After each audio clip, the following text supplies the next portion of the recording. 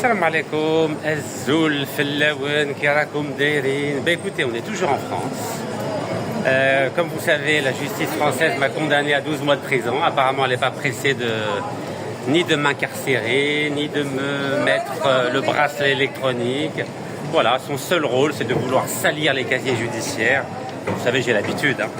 Est-ce que vous savez que je vais aux États-Unis depuis 28 ans? Vous savez que ça fait 28 ans que je suis avec ma femme. On a un fils que vous connaissez, il s'appelle Skander, qui a 24 ans. Est-ce que vous savez qu'aux États-Unis, je n'ai jamais eu une seule amende? Vous savez ce que ça veut dire, amende? Même pas une amende. Aucune amende. Aucune infraction. Aucune convocation à la police. Aucune convocation devant un juge. Aucune garde à vue. Aucun jugement. Aucune détention. Absolument rien en 28 ans. 28 ans aux États-Unis. Mon dossier est totalement vierge. Les deux seuls pays, je dis bien les deux seuls pays, où mon casier judiciaire est noir goudronné, c'est l'Algérie, au temps de Feu Abdelaziz Bouteflika. Vous savez, il ne faut pas déranger les intérêts des Algériens sous Bouteflika, et la France, parce que évidemment, je dérange les intérêts énergétiques français, pétroliers, gaziers, vous avez compris. Et l'Espagne, où j'ai une association depuis 2018, pareil, je n'ai jamais eu la moindre amende, la moindre infraction, la moindre convocation. Rien, absolument rien. Donc il y a deux pays où je me rends depuis 20 à 28 ans, je n'ai pas une seule amende, mais où je ne fais pas de politique. Je ne fais pas de politique en Espagne, je ne fais pas de politique aux États-Unis. Et les deux pays où je fais de la politique, mon casier judiciaire est noirci. Mais alors, tellement noir, on dirait que je suis un terroriste, un fraudeur, un assassin, un délinquant. C'est phénoménal. Donc je voulais vous faire cette petite introduction pour que vous compreniez que lorsqu'on fait de la politique, il faut s'attendre à avoir beaucoup de problèmes. Donc je suis toujours en France, vous avez vu, j'étais en Espagne. Avant ça, j'étais en Algérie.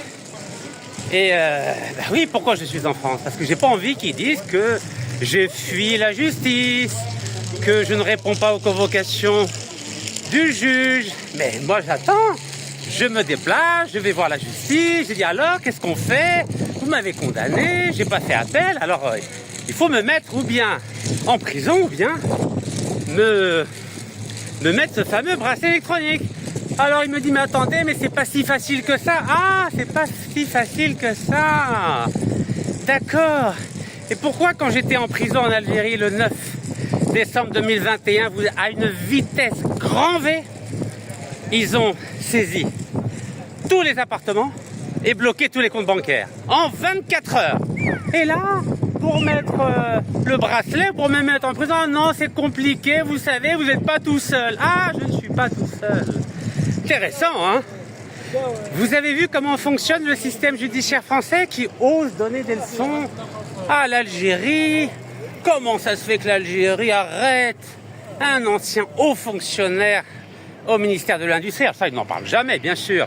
Qui est devenu à 50 ans un auteur et à 75 ans, il est devenu français.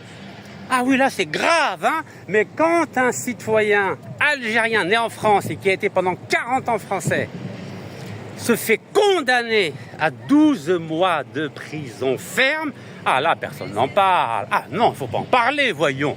La France ne peut pas condamner des écrivains. Mais si, elle a condamné un écrivain. Je suis un écrivain publié en France. En France, bien avant cet auteur algéro-français. Et oui, c'était en 97. Lui, il n'avait pas commencé sa carrière, il a commencé en 99. Parce qu'avant, il donnait des contrats aux Français quand il était au ministère de l'Industrie, avec le fameux Abdeslam Bouchaleb qui était son chef. Et vous savez que les deux étaient des agents de normalisation avec le génocidaire Netanyahou, que vous connaissez tous maintenant, vous savez. Celui qui passe son temps à envoyer des bombes chez les Arabes, chez les musulmans, les Gazaouis, les Iraniens, les Syriens, les Libanais. Il ne fait pas de différence, hein. Les Libanais chrétiens, il leur met des bombes. Les Libanais chiites, il leur met des bombes. Les Libanais sunnites, il leur met des bombes. Les Palestiniens chrétiens, il leur met des bombes. Les Palestiniens musulmans, il leur met des bombes. Les Perses iraniens, il leur met des bombes. Alors, mais ils ne reculent devant rien. Il a un mandat d'arrêt international. Personne ne le dérange. Mais alors, personne. L'impunité totale. Alors, pourquoi je vous fais ces introductions? Vous savez, j'ai une particularité. Je suis à la fois un homme de réflexion et je suis un homme de terrain. Vous savez, je sais que ça ne se fait pas de se lancer des fleurs, mais il y a très peu qui ont cette double casquette. Réflexion, terrain. Je suis un militant dans le sang et je suis un homme de réflexion dans les veines. Voilà, j'ai cette double particularité. C'est peut-être à cause de cela que j'ai 2 fois plus de problèmes que ceux qui n'ont pas la même démarche que moi. Alors vous voyez, je ne fuis pas. Hein.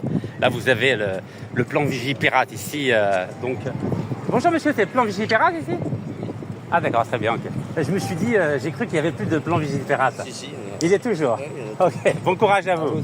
Voilà, donc ici il y a le plan Vigipirate, ici à la Défense. Donc vous voyez, je ne me cache pas. Je suis là, en totale transparence. Il y a un commissariat de police là aussi, regardez. Commissariat de police. Voilà. Donc je suis condamné à 12 mois de prison, mais je suis libre comme l'air. Allez comprendre quelque chose. Non mais allez comprendre quelque chose dans ce pays. Pour ruiner, pour vous prendre l'argent, les comptes bancaires, les appartements. Ah, ils sont très forts, très très forts. Mais alors après, bof, ils vous mettent un peu en prison, puis voilà. Et puis après ils disent, bon, allez rentrer à la maison, maintenant qu'on vous a ruiné. C'est un peu comme l'Iran, voilà, on vous bombarde les sites nucléaires, on vous enlève tout, puis après quand on a tout cassé, bon c'est bon, on peut faire la paix au bout de 12 jours. Ben, c'est ça le monde occidental. Le monde occidental, il cherche plus à vous coloniser. Il cherche à vous affaiblir et à vous neutraliser. Alors, maintenant que je vous ai fait cette belle petite introduction, regardez où je suis, regardez-moi. C'est pas beau? Attendez, est-ce que vous arrivez à voir? Attendez, je vais m'approcher parce qu'avec le soleil, je sais qu'on voit pas très bien. On va réessayer. Vous arrivez à voir ici ou pas? Moi je vois très bien. Voilà, là on voit bien, attendez, ça va revenir. Attendez, avec les effets du soleil, on va y arriver. Vous savez, avec la magie de la technologie, on arrive toujours à des choses fantastiques sur le plan de l'image. Mais sinon, je vais m'approcher un peu plus et ça va marcher. Et on va parler d'une célèbre entreprise que tous les Algériens connaissent, assurément. Voilà. Ah là, regardez comment elle est belle, regardez comment c'est beau. Ils ont un magnifique logo. À l'image de quel pays? Bleu, blanc, rouge. Voilà, bleu, blanc, rouge. Vous avez vu? Magnifique tour, hein. Il n'y en a pas qu'une, hein. Regardez. Ah non, c'est magnifique. Magnifique tour. Bon, vous avez compris, il s'agit de l'entreprise Total que l'Algérie adore. Mais adore. Je ne sais pas pourquoi elle l'adore. C'est une histoire d'amour, c'est une histoire... je ne sais pas, c'est historique. Vous savez...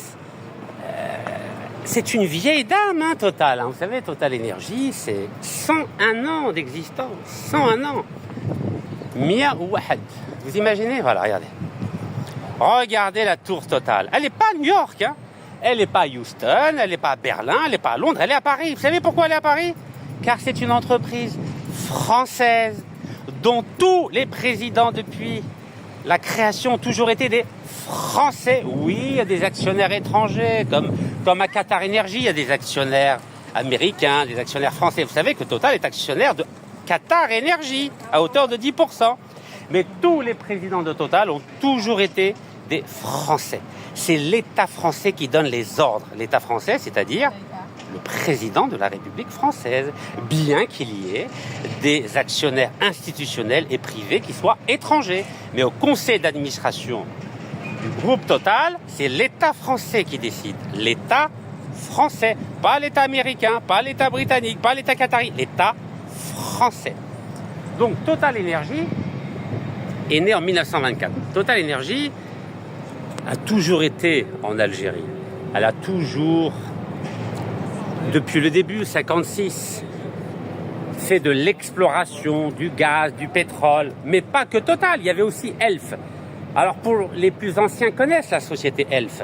Elf, c'est une société qui était la reine de la corruption et des coups d'État en Afrique. Vous avez entendu? Total qui a mangé, qui a avalé Elf. Elf était la reine de la corruption. C'est elle qui a organisé des coups d'État, qui a organisé des assassinats politiques, des guerres civiles, des rébellions. C'est Elf. Et Total a hérité des méthodes mafieuses et corruptrices de Elf.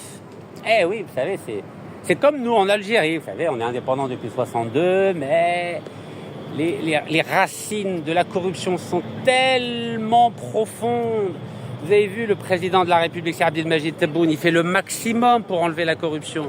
Mais Yedouarda Massafakch, il a beaucoup essayé, il a activé la justice pour que le maximum de hauts fonctionnaires, de ministres, de militaires corrompus soient présentés devant la justice.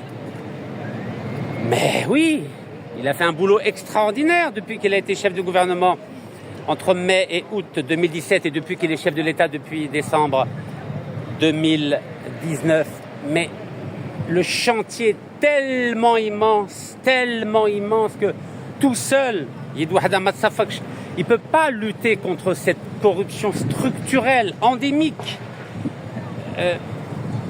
cancérigène, elle est métastatique. Regardez le beau logo regardez, le beau logo, hop, attendez, un peu d'effet. Vous savez, il faut un peu mélanger l'humour et le sérieux aujourd'hui, hein, parce que on a du mal à faire passer des messages quand on parle uniquement sérieusement. D'ailleurs, j'ai remarqué, hein, quand je mets un peu d'humour, les vidéos marchent mieux.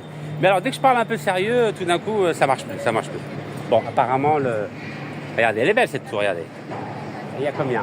1, 2, 3. Oh, c'est énorme. Regardez. Voilà, là, on voit un peu mieux, C'est ici le logo. Mais je crois que je vais me mettre un peu plus loin, Là, on est à Paris, La Défense. Donc voilà, les Parisiens connaissent très bien. Voilà, vous allez voir. Alors, étonnamment, il y a beaucoup d'agents qui assurent la sécurité ici. Voilà, là, on voit bien. Voilà, on voit très bien. Voilà, nous sommes devant le siège de cette entreprise multinationale qui pèse beaucoup plus que le PIB de l'Algérie. Vous imaginez plus de 220 milliards d'euros de chiffre d'affaires, c'est énorme. Donc cette entreprise, elle peut avaler l'Algérie comme elle veut, à vrai dire. Elle est tellement puissante, cette entreprise, tellement puissante.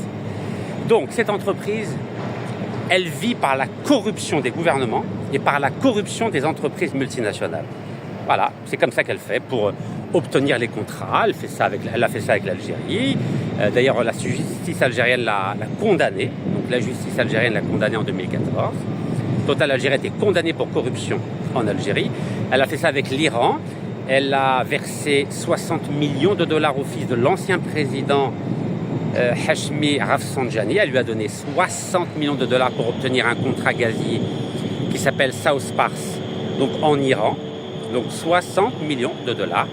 Et les États-Unis, quand ils ont appris ça, ils ont dit à Total, vous avez violé l'embargo qu'on a décrété contre l'Iran, donc vous devez payer ou bien une amende de 398 millions de dollars, ou bien il y aura un procès et là, ça va vous coûter beaucoup plus cher. Donc Total a dit oui, il n'y a pas de problème. C'était en 2013. Total a préféré payer une amende de la justice américaine de 398 millions de dollars pour éviter un procès. Et oui, ça s'achète. Le silence de l'Amérique s'achète à coût de millions de dollars. Mais pas qu'aux États-Unis. En France, je vous ai fait une vidéo hier, devant la Cour d'appel de Paris a condamné Total pour corruption, car ils ont dénaturé le programme pétrole contre nourriture de l'ONU, qui avait été mis en place à partir de 1997 par l'ONU, donc au bénéfice des enfants irakiens. Sachez que Total a corrompu des hommes politiques, des ambassadeurs, et Total reversait dans des comptes en Suisse de l'argent à ces ambassadeurs qui défendaient la cause irakienne. Voilà comment se comporte Total. Donc c'est une entreprise qui est corrompue dans la moelle. Vous savez ce que ça veut dire, la moelle? Dans le sang, dans les os, dans les âmes, dans les esprits. Donc tous les contacts que cette entreprise devant laquelle je suis, donc tous les contacts que Total noue dans les pays du tiers-monde, qui ont du pétrole, que ce soit en Afrique. Alors vous savez, Total au Gabon fait sa loi, Total au Congo-Brazzaville fait sa loi. Vous savez que rien que au Gabon, Total contrôle 85% de Total Gabon. Est-ce que vous imaginez? 85%. Donc ils ont laissé simplement 15% aux pauvres frères gabonais. 15%. Bzaf alayhom, comme on dit. Est-ce que vous imaginez? Vous imaginez la puissance de frappe de cette entreprise? Vous imaginez? Regardez. Regardez-moi cette tour. Elle est énorme. Hein. Encore une fois, elle n'est pas à New York. Elle n'est pas à Londres. Elle est à Paris. La Défense est une multinationale contrôlée par l'État français avec les actionnaires. Salut jeune homme, ça va? La grande forme? Très bien, merci. Alors, maintenant, on va revenir au vif du sujet. Maintenant que je vous ai fait cette introduction par rapport à Total, je vous ai dit que je soutiendrai toujours l'action anticorruption du président algérien Sir Abdelmajid Tebboune. Mais le président algérien, il n'a que 2 yeux, il n'a que 2 oreilles, il n'a que 2 pieds, il n'a que 2 jambes. Il ne peut pas tout contrôler. Et c'est le rôle des lanceurs d'alerte, des journalistes, des hommes politiques, des militants associatifs, de sensibiliser le président de la République, Sir Abdelmajid Tebboune, sur certains dysfonctionnements. Et je vous ai dit, depuis que j'ai retrouvé ma liberté de parole, ma liberté politique le 19 janvier 2025, que j'allais consacrer la quasi-totalité de mes interventions à rehausser l'image de l'Algérie à travers le monde. Et la lutte contre la corruption fait partie du rehaussement de l'image de l'Algérie à travers le monde. C'est pour ça que je fais cette vidéo ici, en France. Alors, pourquoi? Car il y a quelques jours, il y a un événement extrêmement grave qui s'est produit, où la Sonatrach a décidé d'accorder à cette entreprise corrompue et corruptible de Total un nouveau permis d'exploration dans la zone de Ahara, qui fait 14 900 km², c'est-à-dire une superficie supérieure à la taille du Qatar. Je ne sais pas si vous imaginez. Superficie supérieure à la taille de la Palestine, superficie supérieure à la taille d'une wilaya algérienne, donc dans le cadre d'un appel d'offres. Donc en collaboration avec Qatar Energy, je vous l'ai démontré, c'est une coquille vide administrative. Les ingénieurs de Qatar Energy, ce sont les ingénieurs de ExxonMobil, les ingénieurs de Total. Et Qatar Energy, c'est simplement une structure administrative. Mais ceux qui font le boulot chez Qatar Energy, ce sont les Français et les Américains. Donc, pour que Sonatrach n'essuie pas des critiques un peu trop difficiles, elle a dit qu'elle avait accordé à... C'est l'entreprise Nafta, mais ça dépend de Sonatrach. Qu'elle avait accordé à Total Energy, en partenariat avec Qatar Energy, 24,5%, donc 24,5% pour Total, 24,5% pour Qatar Energy, dans cette zone, donc permis d'exploration de Harara, donc entre Berkine et Ilizi. Et vous savez que Hassi Berkine, c'est le 2e plus important gisement de pétrole algérien, 400 000 barils le jour. Juste après Hassi Mesroud, c'est le plus important. Et Ilizi, j'en ai parlé très souvent, il y a énormément de gaz dans cette zone-là depuis l'époque de Bouteflika. Je passe mon temps à vous parler des absurdités, notamment au niveau des contrats qui ont été signés par la Sonatrach. Donc, Sonatrach a voulu noyer le poisson en disant « Oui, mais Total n'a que 24,5%. » Vous savez, j'ai un peu l'expérience maintenant. C'est un montage financier. Le vrai actionnaire de ce projet, c'est Total. Total aura la majorité. Pas la majorité, parce que la Sonatrach aura 51%, mais Qatar Energy, c'est simplement pour présenter les choses, parce que l'Algérie aime bien le Qatar, donc ça permet de diluer les choses. C'est un peu comme le cessez-le-feu qui a été obtenu entre l'Iran et Israël. On dit que c'est le Qatar qui est intervenu, alors que le Qatar n'a absolument rien foutu du tout. C'est Trump qui a imposé le cessez-le-feu entre le génocidaire Netanyahou et les responsables iraniens. Alors, la question est la suivante. Le président de la République ne peut pas tout savoir. Je vous ai dit, il n'a que 2 yeux, il n'a que 2 jambes, il ne peut pas être au courant de ce qui se passe dans toute l'Algérie, dans les 58 wilayas ou à l'étranger. Donc il faut aider le président, l'alerter sur certains dysfonctionnements. Et l'attribution de cet appel d'offres à Total Energy dans le bassin de Harara est un dysfonctionnement. Alors la question que je partage avec vous, comment se fait-il que le président de la République, qui lutte de toutes ses forces contre la corruption, vous croyez que le président de la République, s'il était au courant, il cautionnerait d'attribuer un appel d'offres à cette entreprise corrompue et corruptible? Mais même pas en rêve. Mais ça va le discréditer totalement. Il ne peut pas se laisser discréditer à son âge, à l'aube de ses 80 ans. Vous croyez qu'il va finir sa vie politique en disant « attendez, j'ai accordé un contrat sur 14 900 km de la terre des Chouhada à une entreprise corrompue et corruptrice comme Total ?» Mais jamais de la vie. Ce n'est pas audible, ce n'est pas possible. Il ne peut pas accepter le président. Et j'en veux pour preuve. Qu'est-ce qui s'est passé à la foire internationale d'Alger? Là, c'est tout frais. Il y a un entrepreneur algérien de Béjaïa qui lui a dit « Monsieur le Président, nous avons un problème au niveau du foncier industriel pour développer notre entreprise. » Le président était choqué. Dans son esprit, c'était réglé l'affaire du foncier industriel. Qu'est-ce qu'il a fait? Il a tout de suite pris à partie le responsable du foncier industriel. Lui a dit « Vous avez jusqu'à la fin du mois pour régler le problème de cette entreprise, pour qu'elle se développe au niveau de la question du foncier industriel. » Et le responsable du foncier industriel a pris l'engagement public et devant le président de la République pour dire que ça serait réglé avant la fin du mois. La fin du mois, c'est là, c'est dans quelques jours. Donc voici un exemple concret qui démontre que le président n'est pas au courant de tout et qu'il faut l'alerter sur tous les dysfonctionnements, surtout quand ça met en difficulté sa philosophie politique qui est celle de lutter contre la corruption en Algérie. Et la lutte contre la corruption, c'est pas simplement mettre des anciens ministres ou premiers ministres ou des hommes d'affaires ou des hauts fonctionnaires en prison, c'est aussi interdire tout contrat avec des entreprises corrompues, surtout des entreprises qui ont été condamnées pour corruption. Où ça? En Algérie. Total, Algérie a été condamnée en Algérie pour corruption. Total Énergie a été condamné en France pour corruption. 750 000 euros, pardon. Total Énergie a été condamné pour corruption aux États-Unis. Elle a payé 398 millions de dollars. Total Énergie a été exclu du projet gazier iranien South Spar de 2,5 milliards de dollars. Et c'est une entreprise chinoise qui a pris le relais à la place de Total Énergie. Donc Total viré en Iran, condamné en Algérie, condamné en France, condamné aux États-Unis. Et qu'est-ce que fait la Sonatrach? Elle signe avec cette entreprise pour exploiter un permis d'exploration gazier dans la terre des Chouhada, 14 900 km². Et ça passe comme une lettre à la poste. Personne n'est offusqué. Je lis les médias algériens, c'est comme un télégramme. Aucun intellectuel ne parle, aucun homme politique ne parle, aucun journaliste ne parle, aucun militant ne parle, aucune association ne parle. Personne n'en parle. C'est normal. Adi, Hadja, Hadia. L'Algérie, terre des Chouhada. L'Algérie qui, depuis 2019, a décidé de combattre la corruption. Nous invitons sur tapis rouge une des entreprises les plus corrompues et corruptibles au monde.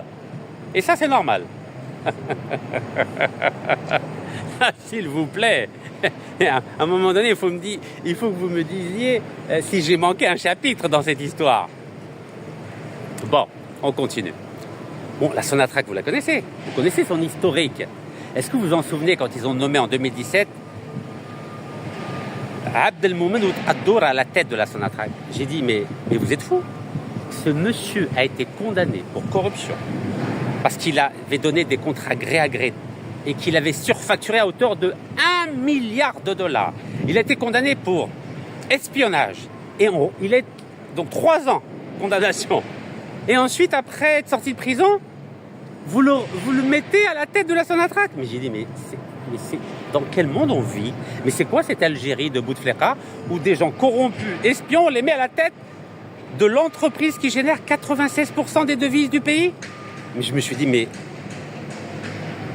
il y a un truc qui tourne pas rond en Algérie. Et j'ai organisé 35 manifestations, je dis bien 35, devant l'appartement qu'il a acheté à Neuilly-sur-Seine, 3,5 millions d'euros avec l'argent du peuple algérien.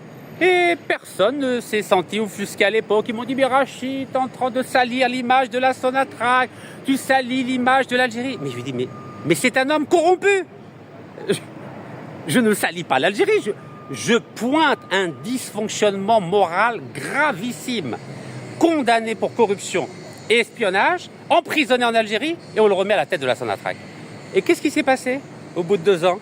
Eh bien, il a été à nouveau jugé, condamné pour corruption, Il a fait l'objet d'un mandat d'arrêt international à Dubaï. L'Algérie l'a récupéré et aujourd'hui il est condamné pour 10 ans de prison. Pourquoi? Pour corruption, ce que j'avais dit pendant des années avant. Et là, normal, adi, hein.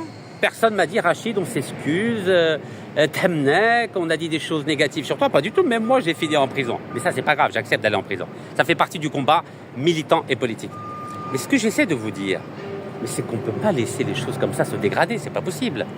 On ne peut pas laisser notre pays comme ça être sali, être souillé par des gens qui ne méritent pas d'être à la tête de l'Algérie. C'est pas possible. Donc la Sonatrach, vous savez que la Sonatrach a été bouleversée par 2 énormes scandales de corruption. Sonatrach 1, Sonatrach 2. Donc c'est une entreprise qui est fondamentalement corrompue, vous le savez, Sonatrach. Leicester, il y a eu combien de directeurs généraux, de présidents étaient condamnés? Vous savez ce qui s'est passé avec Shakib Khalil dans le cadre du contrat entre la Sonatrach et Saipem, la filiale de Eni, l'italien. Vous savez que les Italiens ont donné 198 millions d'euros de pots de vin, de rachouat, de corruption à des responsables de la Sonatrach, à Shakib Khalil en tant que président de la Sonatrach et ministre de l'énergie et des mines. Donc elle est malade de la corruption, la Sonatrach. Et vous savez que le président algérien n'a pas eu le temps de nettoyer la Sonatrach. Il n'a pas eu le temps. L'Aralb ne peut pas tout faire. Il n'a pas eu le temps. À votre avis, pourquoi j'ai demandé il y a une vingtaine de jours que le président de la République nomme un vice-président de la Sonatrach qui soit un militaire, un général, pour qu'il surveille tous les contrats signés par la Sonatrach, aussi bien au niveau du gaz que du pétrole. Vous vous en souvenez, il y a une vingtaine de jours. Et je vous avais dit, il faut absolument que l'armée contrôle tous les contrats signés par la Sonatrach. Ça n'a pas été fait. Et qu'est-ce qui se passe? Regardez, on apprend que la Sonatrach a décidé d'accorder à cette entreprise corrompue et corruptible un permis d'exploration à hauteur de 14 900 km² dans le pays des Chouhada. Mais vous imaginez la folie qui est en train de se passer en Algérie? Mais moi, je ne peux pas me taire. Vous savez, je ne peux pas me taire. Surtout quand je sais que le vice-président de cette entreprise, le général Denis Favier, ah bah oui, les Français n'ont pas de mal à mettre des généraux dans les entreprises. Vous savez qu'il a été condamné par la Cour administrative d'appel de Toulouse, condamné par la Cour européenne des droits de l'homme dans sa responsabilité sur l'assassinat d'un militant écologiste en octobre 2014 et qui s'appelle Rémi Fraisse.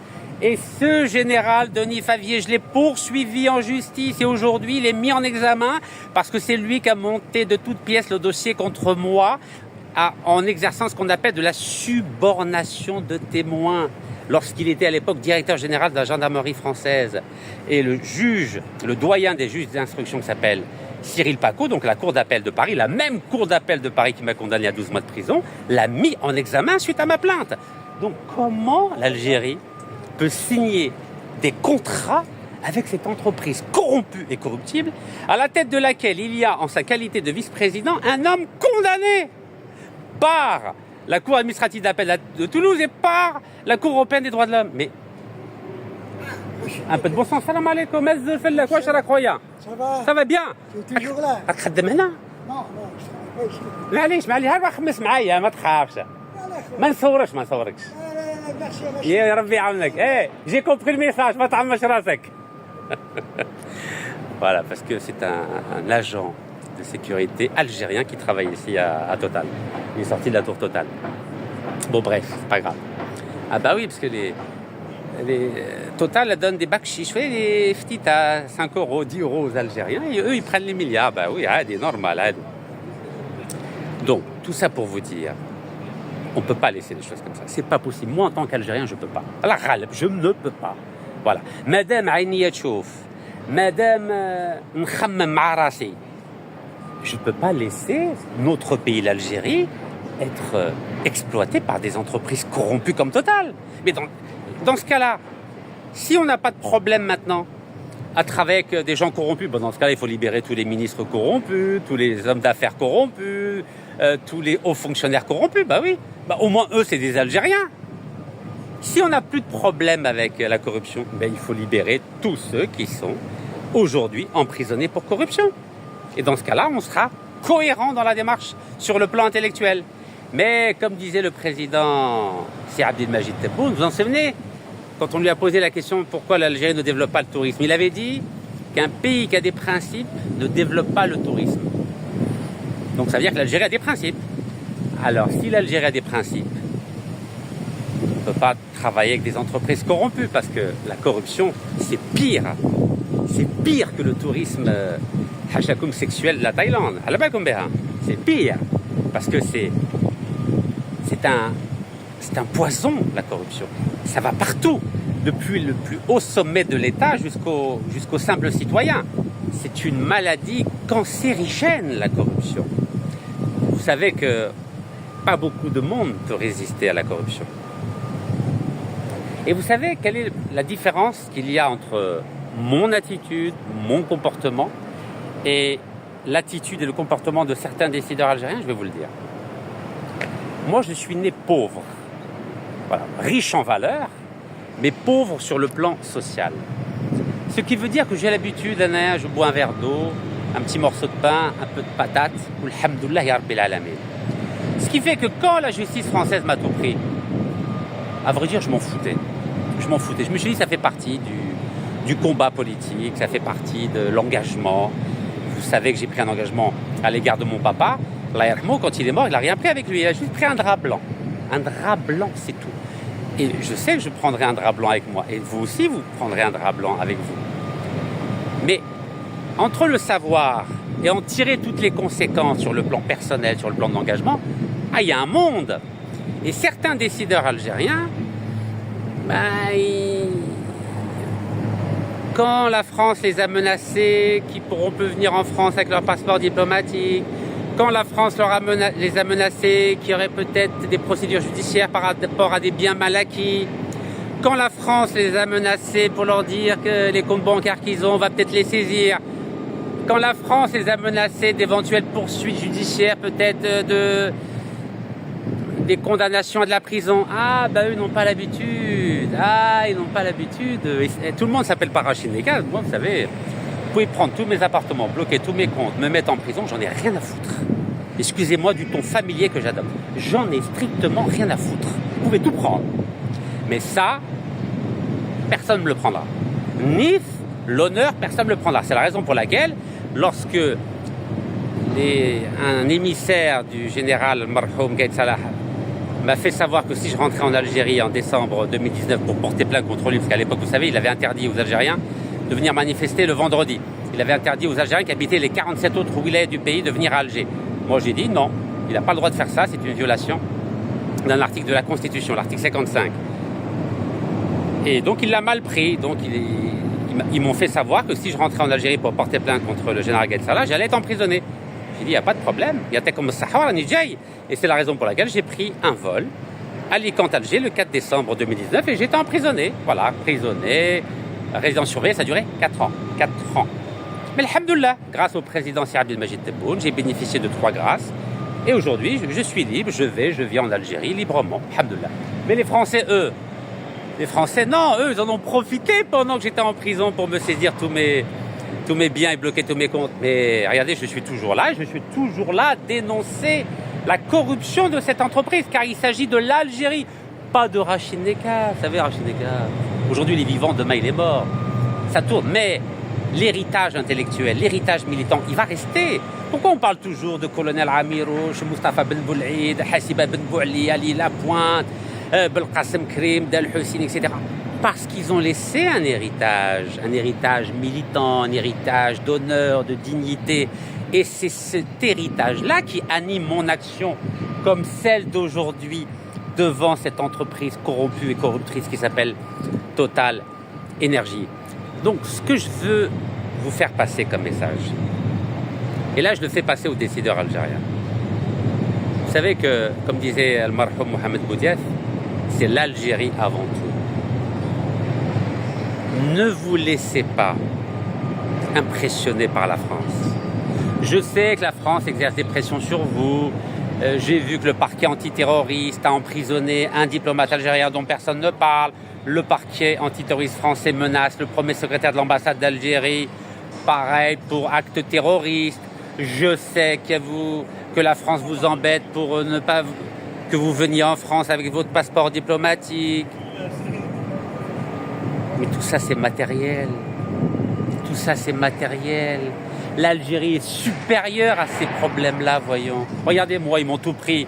Est-ce que ça m'empêche de parler? Est-ce que ça m'empêche de défendre l'Algérie? La réponse est non. Je continue à parler, je continue à défendre les intérêts de l'Algérie et je continue à soutenir l'action anticorruption du président algérien. Mais si vous laissez cette France vous manipuler, exercer des pressions sur vous pour lui accorder des nouveaux contrats, ça, c'est pas digne. L'Algérie ne le mérite pas. L'Algérie ne mérite pas d'avoir des personnes faibles et fragiles dans certains secteurs stratégiques de l'Algérie, des personnes qui, à la moindre pression, des personnes qui, à la moindre tentative de faire peur, vont plier, vont se mettre à genoux pour donner des contrats à cette entreprise d'un pays qui nous insulte matin, midi et soir depuis le 16 novembre 2024.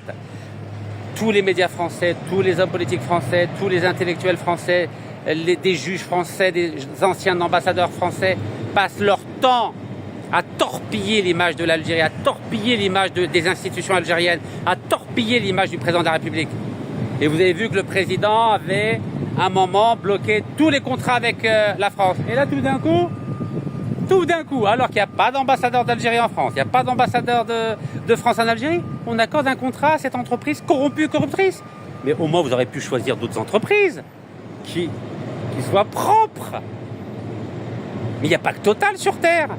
Il y a des entreprises suédoises, norvégiennes, des entreprises américaines, des entreprises belges, des entreprises malaisiennes, je ne sais pas, des entreprises canadiennes. Il y a d'autres entreprises sur Terre pour exploiter le gaz et le pétrole, non. Des entreprises chinoises, des entreprises russes, des entreprises hollandaises, des entreprises britanniques. Pourquoi négocier avec une entreprise d'un pays qui nous insulte matin, midi et soir? Attendez au moins de normaliser les relations diplomatiques. Attendez au moins que la France s'excuse avant de lui donner des contrats. Vous ne trouvez pas que ce serait plus cohérent?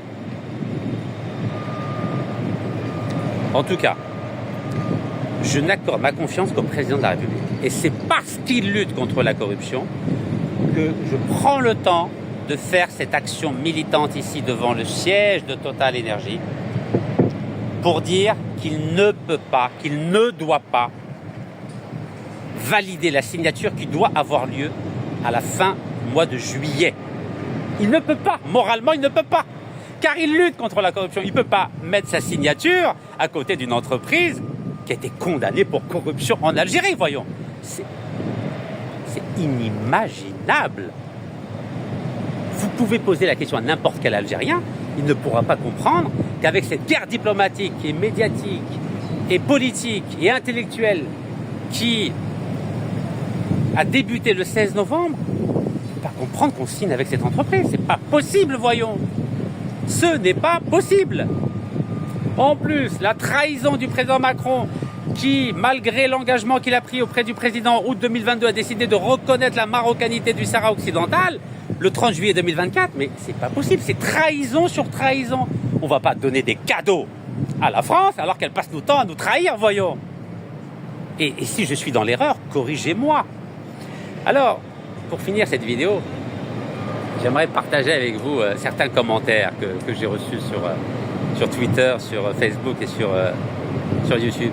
J'ai vu des mouches électroniques défendre Total. Incroyable. Avec des pseudonymes, on va dire, algériens. Je me suis dit, mais il y a encore des traîtres dans notre pays, dis donc. Ils soutiennent une entreprise qui a été condamnée pour corruption en Algérie. Est-ce que vous imaginez comment aujourd'hui, en 2025, il y a encore des traîtres en Algérie qui défendent Total, une entreprise condamnée pour corruption par la justice algérienne. Et pour eux, ils disent c'est normal, hein, c'est une entreprise comme une autre, on peut signer avec elle, mais on peut signer avec des entreprises étrangères qui ne soient pas condamnées pour corruption en Algérie. Est-ce que je dis des choses qui sont au-delà du bon sens ou c'est des choses sensées que je porte à votre connaissance? Parce qu'au bout d'un moment, j'aimerais me dire, on est toujours sur l'ère Bouteflika ou on est sur l'ère Tebboune? Parce qu'il faut me le dire. Parce que si on est toujours sur l'ère Bouteflika, dans ce cas-là, il faut que je me taise. Moi, dans mon esprit, on est sous l'ère Tebboune et le président de la République, Abdelmajid Tebboune, n'accepte pas la corruption. C'est pour ça qu'il n'a accordé aucune grâce à des personnes qui ont été condamnées pour corruption. On est bien d'accord. On est bien d'accord. Il n'a accordé aucune grâce. Donc à partir du moment où le président de la République a dit « j'accorde aucune grâce à ceux qui ont été condamnés pour corruption », pourquoi il signerait avec une entreprise condamnée pour corruption en Algérie? C'est impossible. Impossible. C'est la raison pour laquelle je publierai régulièrement des vidéos jusqu'au mois de juillet pour resensibiliser le président qu'il faut qu'il prenne ses dispositions et que les personnes qui ont signé cet appel d'offres soient lourdement sanctionnées.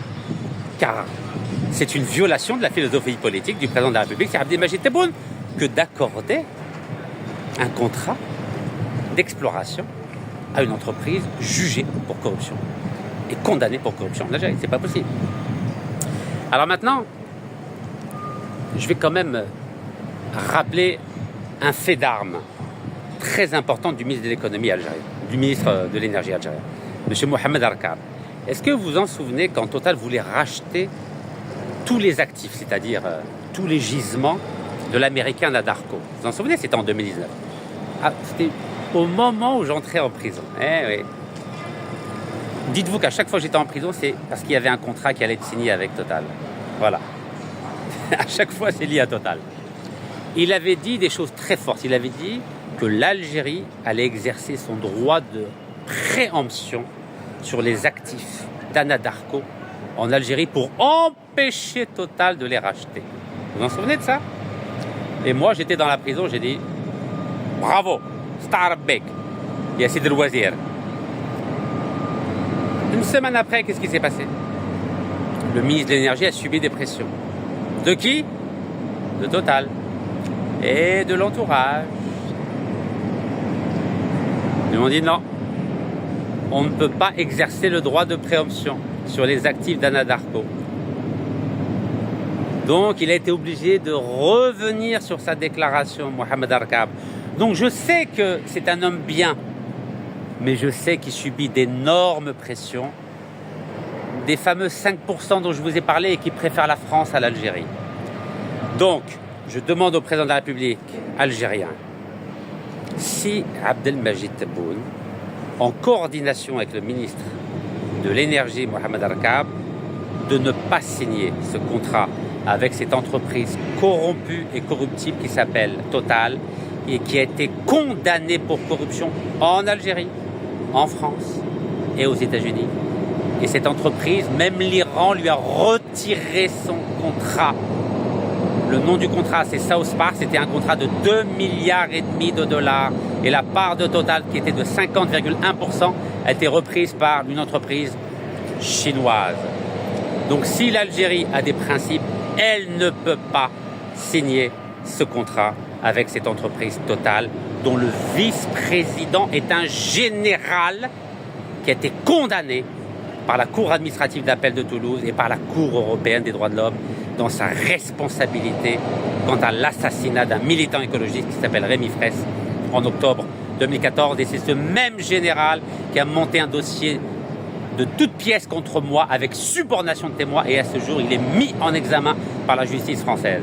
Donc, quitte à mettre des généraux, je préfère que l'Algérie nomme un général en tant que vice-président de la Sonatrach pour surveiller tous les contrats de gaz et de pétrole sous la houlette du président de la République, Abdelmajid Tebboune, pour que jamais la Sonatrach ne re-signe un contrat avec une entreprise condamnée pour corruption. C'est la philosophie politique du président de la République, c'est aussi la mienne en tant que citoyen algérien et j'entends poursuivre mon soutien à cette action anticorruption du président de la République et pour cela, je remplirai toujours mon rôle de lanceur d'alerte pour empêcher que cette entreprise ne viole, ne souille, ne trahisse le serment des chouhada qui ont sacrifié leur vie pour que nous ayons un drapeau, un passeport et un honneur.